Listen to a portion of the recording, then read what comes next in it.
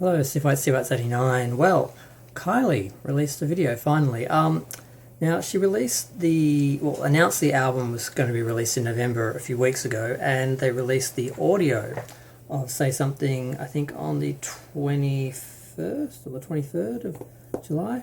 But the video, I was expecting it to come out at the same time as the single. So I bought the single, was expecting the video, just got the audio. So I thought, fine, I guess in the corona zone, there's like a delay with videos or something. So I thought I'll just wait for it. But apparently it came out today. Well, I found it today. There were some people with the knives out saying it was cheap and tacky and worse than Your Disco Needs You or something. So I thought, well, I have to see this. And I liked it. I'll get into that after I just talk about how it did. Now, Australian airplay was 27, was peak position so far. New Zealand was 40, and that's the hot singles. There's not a lot of charts here actually. Scotland, the official charts company, 11. UK singles official charts company, 82. But the UK indie official charts company, it's number 8. The hot dance electronic songs on Billboard, it's 19. And the US dance electronic digital song sales for Billboard, it's 3. So I'm not sure how it's done with iTunes, because when I'm looking at charts, I really care more about sales than a lot of these charts, which are very just popularity this is sort of based on streaming views and stuff like that.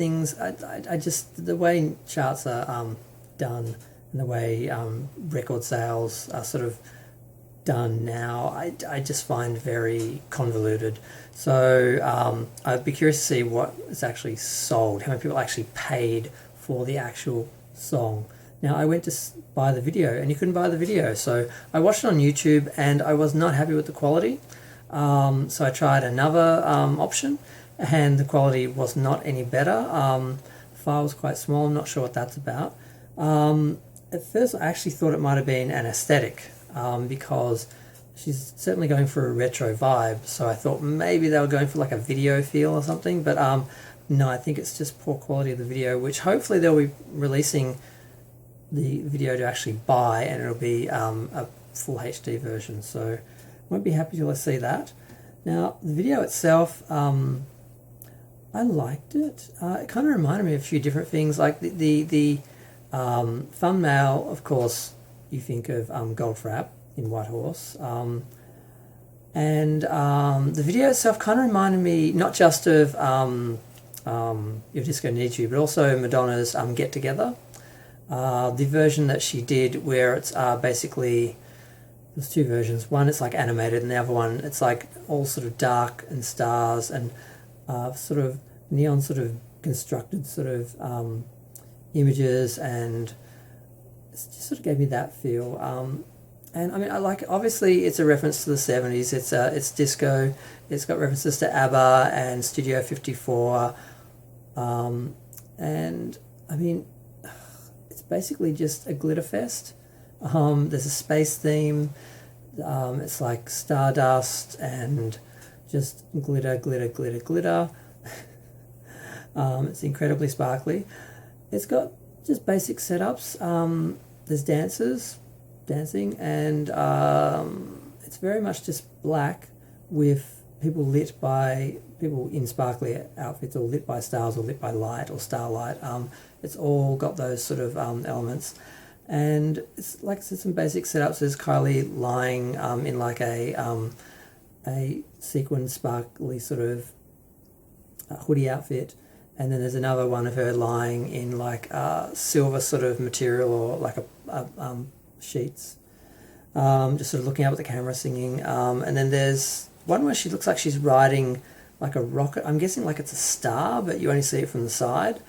And she's in like a outfit that's got kind of like tinsely sort of purple tinsely material. It's sort of, I'm not going to try and describe the outfits in too much detail. And then there's sort of the main sort of two images for me, which is just a close-up of her with the very sort of 80s curly hair, I think, or 70s sort of, but I think of her, it sort of looks like her early sort of hairstyles. And of course riding a giant, I think it's gold or silver horse statue. And there's another one of her, there's a lot of symmetry and repeated images. The dancers are all duplicated and she's duplicated, and that's sort of where you get the feel of Your Disco Needs You, although it's not as relentless as that video with the images. But I really liked it. I mean, it was going for this galactic glam sort of, just, you know, I was reading a lot of the comments. Do you want glitter, Kylie? Yes. Do you want, it's just, I find people are loving it, people are enjoying it, people need something at the moment, there's not much happening. And I like the song as well. Just I've been listening to it since I downloaded it quite a bit. Just the whole, you know, can we all be as one again? I was sort of thinking that, like, what is the world going to look like after COVID? Are the discos, are the clubs, are the, you know, places I used to go to, are they going to be there? Are the people going to be there that used to go? Is it going to be like a change, a disconnect where people sort of don't do things they used to do or do things differently? So it's sort of timely without being morbid and, you know, actually about the virus or anything. So I like that element to it. But yeah, I love the video. Someone said that she was social distancing from, you know, from the different, what was it? Social distancing in the vastness of the galaxy. Yeah. So I just want to comment on that because I watched it and I liked it and I thought, I want to talk about it. I haven't talked about Kylie. I did a video about her concert a while ago, but I lost that when my channel got deleted, and I haven't redone it because there was a complicated story involved in that, but I'm going to tell that at some point, just because why not talk about anything else I want. Now, onto other things which interest me and releases. Madonna's Vogue was released, the original single, because I had the cassette single which just had the instrumental and the single version, and I always loved the single version more than the album version because I didn't really like the long, drawn-out lead-in, although sometimes I feel like it. But this one had some different singles. There was the Betty Davis dub, the 12-inch, what was the other one? I should remember this. As far as I know, I mean, I don't know what release this is. I don't know if it was the original single release or the original cassette, because I had another cassette single which just had one, like, I think it just had the 12 version, and then, yeah, it didn't have. So there's a single version, 12 version, Betty Davis dub, and Striker Pose dub. And these are all ones I'd heard, and I wasn't sure if they were made by fans or if they were official or what, but apparently they were all part of releases. So I'm curious about that, because there's this rumour that because Madonna's now being followed by Warner Music, that she's back with them, and some people are saying that Interscope isn't following her on Instagram anymore. Now, the fact that she's doing the song with Dua Lipa, I can't say her name, the remix of Levitating on the remix album, what was that called? The Club Future Nostalgia, the remix album.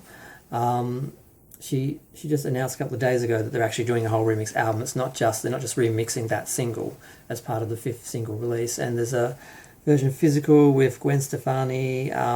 There's other people that are going to be on there. Apparently there's going to be more people announced. And that's coming out on the 21st of August. The single is on the 14th of August. So it looks like it's not just the 5th single being released with a remix. It's part of a remix album, which reminds me a lot of You Can Dance, which was Madonna's remix album. Unfortunately, she's only done one, which is just bizarre. There was talk she was going to do Veronica Electronica, which was going to be the Ray of Light remix album, but that never really happened, or that might have had something to do with the fact that every single had about 3 remix singles, and people were all probably remixed out. So I'm curious. I'm guessing that Warner Brothers following Madonna is just because Dua Lipa is on Warner Brothers and they're about to do this remix album. Madonna's in the remix singles coming out next week, so that's part of them supporting her and her supporting the single and that. But the fact that Interscope stopped following her, as far as I know, her contract is finished with them. It seems a bit heartless that they would unfollow her now that she's not currently contracted with them when she's got previous work with her that I guess they don't care about selling ongoing or something. I don't know how that works, but I don't know if it means anything. I don't know if Vogue being released again means anything. She released Bitch on Madonna from some late night talk show. I forgot the name of the guy. Not James Corbin. The other one I actually like, who is just in love with Madonna, and any diva who comes on, like Cher. No, that was James Corbin. Whatever. So they released that on Madonna's YouTube channel. So I'm wondering why that's being released now. Apparently it wasn't released before. I thought it was. I have it. I don't know where I got it. I saw it somewhere. So I don't know if all this means anything. People are saying, oh, she's back at Warner, she's back at Warner's. This is going to mean a big difference. And I find there are a lot of people who are insecure about Madonna's career, and they're always looking for like a ray of hope, like she's over or something. And on some level, I don't think she's ever going to get back the throne in an active way. She's always going to have the throne. She's always going to be the queen. Madonna's going to be the queen forever. Michael's going to be the king forever of pop. Elvis is the king of rock forever. That's just the way it is. Sorry, Gaga fans, not happening. She's never going to get the throne. But so far as her active career goes and actual sales, I don't see herself sort of coming back on that level. And the main way to stay relevant for Madonna and make money is to tour, and with her leg, knee, hip problems, I'm not sure how that's going to go. Even if she can, will anyone actually back her? So there's a lot of people sort of grabbing for sort of hope, like, oh, if she signs with Warner Brothers again, then it'll be like the good old days again. And I'm like, I'm not sure, but I don't know what it means. I don't know what it really means, or I don't know what that would mean if it did happen. But I'm going to stop talking. But yeah, I just enjoyed Kylie's new video, and those little tidbits on the remix and that I sort of wanted to talk about, but I'm like, I can't do a video about that. How am I going to talk for more than 5 minutes about that? Or if you're just going to do a minute or so, it's really not worth setting up everything. Yeah, I'm going to go back and enjoy the video because I do like it. I love the imagery because I love the 70s. I love those old special effects. When you think back to video clips like Michael Jackson's Can You Feel It? All those sort of, I love just, they used a lot of visual where they just shone light into like crystals and just reflected on things and doubled things and used different lenses, and they were so much more inventive and more creative, and I think a lot more beautiful than a lot of the digital effects are now. Some of them try and capture that style, but they don't sort of create it. So I like it, and I don't know who doesn't like it. Apparently a few people do, but there's always someone. But I'm going to go. Feel free to share, like, comment, subscribe. Let me know what you think of the new single. I'm looking forward to the album. A lot of people didn't like the last one. I didn't understand that. I love country. I love Kylie. What's not to love? But this one is definitely going to be, well, people are saying it's going to be Kylie's Confessions on a Dance Floor. I don't know. We'll see. But I'm going to go. Thanks. Bye.